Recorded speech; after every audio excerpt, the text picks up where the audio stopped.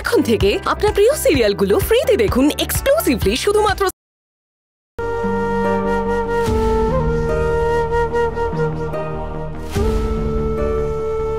চলুন চলুন রাজকন্যা মুখার্জি।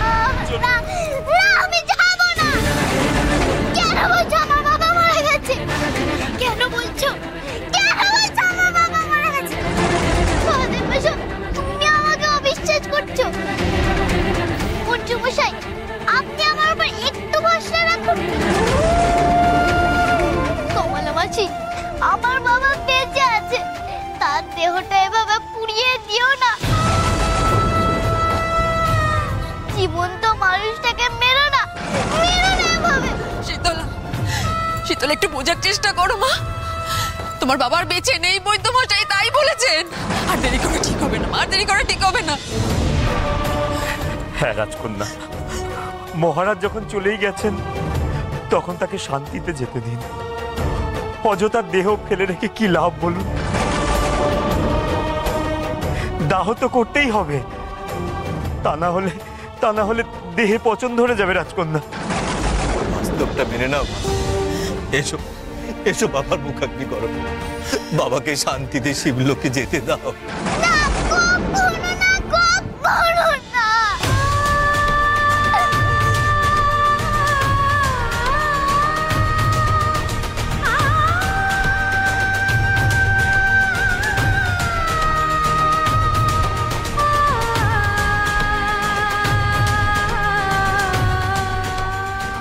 আর অপেক্ষা করার কোনো অর্থ হয় না।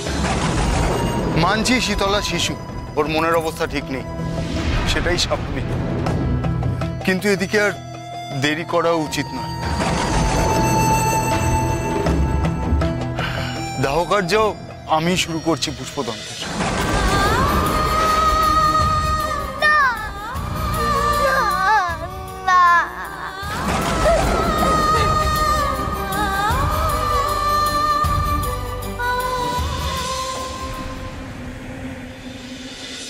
আজ এক দুঃসংবাদ দেবার জন্য এই সময় আমি তোমাদের এখানে ডেকেছি।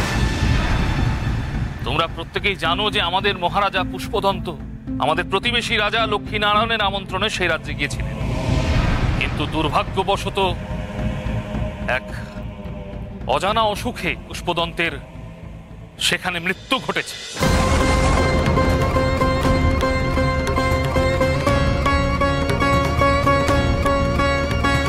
কি বলছেন যুবরাজ?